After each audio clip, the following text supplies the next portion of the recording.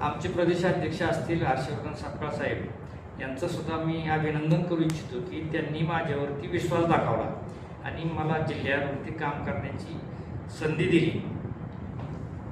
माझं विजन पुढचं असं असेल की मी एक सर्वसामान्य घरातील कार्यकर्ता माणूस आहे, मुलगा आहे, एका शेतकऱ्याचा मुलगा, आणि एवढी मोठी जबाबदारी मिळाल्यामुळं मला तळागाळातल्या कार्यकर्त्याची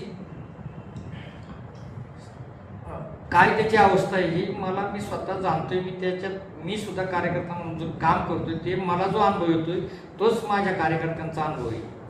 त्यामुळं मी कार्यकर्त्यांना हा संदेश देण्यासाठी आलो की आपण थेंबे थेंबे तळे साचे या उक्तीप्रमाणे आपला हळूहळू जायचं, कासवाच्या गतीने आपल्या पक्षाची वाढ कशी होईल, माणसाला माणूस जोडवायचं काम करायचं.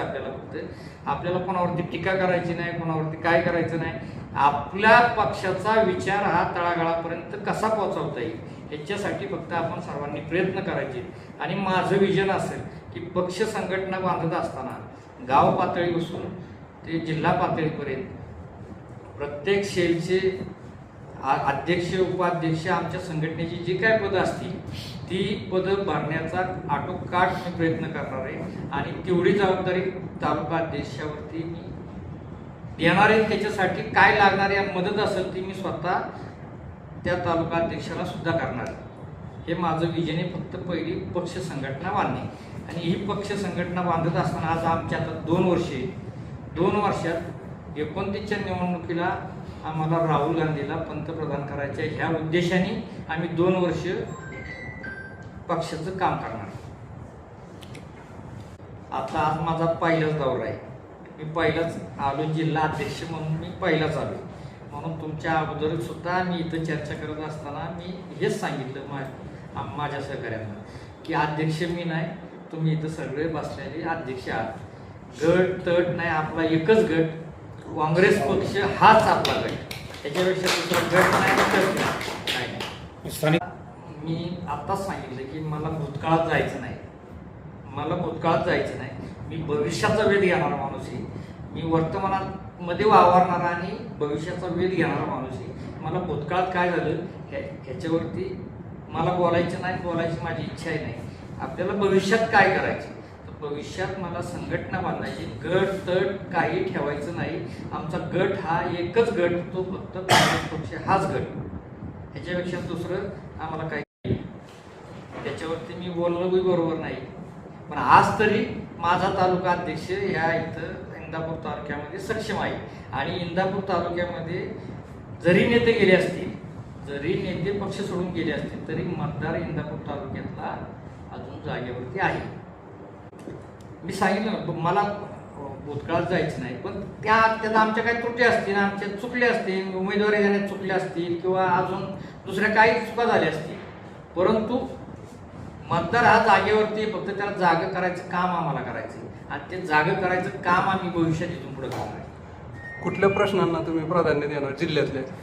आम्ही पहिला जिल्ह्यातल्या शेतकऱ्यांचा, आत्ता आम्ही पहिलं एक आंदोलन केलं सासवडला, त्याचं खताची वाढ, भरमसाठ खतवाढ केलेली, त्याच्याबद्दल पहिलं आमचं शेतकऱ्यांना प्राधान्य असणार आहे. खताच्या किमती कमी झाल्या पाहिजे, शेतकऱ्याला रात्रीची लाईट नको, दिवसाची लाईट मिळाली पाहिजे. त्याच्या कांद्याला असो, त्याच्या ऊसाला असो, त्याच्या पिकाला हमी भाव मिळाला पाहिजे, ही आमची पहिली मागणी. 8 दिवसात 3 वेळा पेट्रोल डिझेलचे दर वाढले, त्या संदर्भात तर आता मी बोलण्यापेक्षा तुम्हालाही सगळं माहिती आहे. आपले तुमच्या संघटनेकडून काय? आमच्या संघटनेकडनं तर आमचे आंदोलन चालूच आहेत की ते डिझेल पेट्रोलचे भाव वाढू नयेत, ते कमी करावेत. उलटे आम्ही तर मागणी करतोयच ना.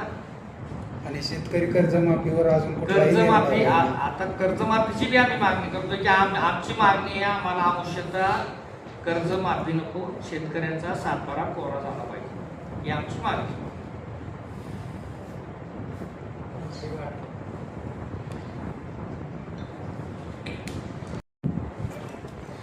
आणि अजून एक विषय तुम्हाला सांगायचा आहे माझ्या पत्रकार बंधूंना की आमच्या काँग्रेसचं इंदापूर तालुक्यामध्ये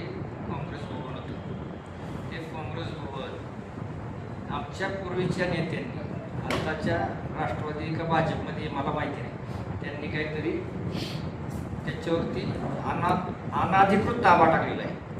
त्याची केस आम्ही जिंकलेलो आहोत. त्याचे जर तुम्हाला हे पाहिजे असेल तर ते मी दाखवू शकतो तुम्हाला. आणि त्या संदर्भामध्ये आम्हाला कायदेशीर मार्गाने इंदापूर तालुक्याच्या आमच्या काँग्रेस भवनचा ताबा घेणार आहोत.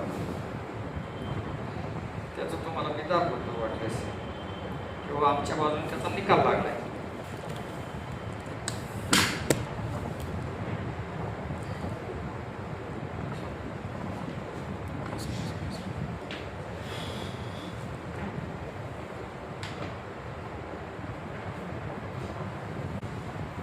परत टाका व्हॉट्सअपला आहे त्यांच्यात कोणाच्या तरी टाका, ती टाकतील आम्हाला. फक्त आता आम्हाला एक सांगा की तुम्ही म्हणजे काँग्रेस भवनचा प्रश्न तुम्ही आता गंभीरपणे घेणार. हे तुम्हाला पाहायचं असेल तर हे पत्र आता तुम्ही जो म्हणताय की आम्ही ताबा घेणार आहे, तो किती दिवसात आणि कधीपर्यंत तुम्ही ताबा घेणार? आम्ही आता ह्या निकालाची परत आम्ही न्यायालयात गेलोय. न्यायालयाच्या मार्फत आम्ही याचा ताबा मागितला या निकालाच्या आधारे. साधारण महिन्याभरात ती प्रोसिजर होईल असं वाटतंय. म्हणजे आमच्या वकिलांचं म्हणणं आहे की 1 महिन्याभरात आपल्याला ऑर्डर मिळेल. हो, महिन्याभरात एक महिन्याभरात काँग्रेस भवन काँग्रेसच्या ताब्यात असेल.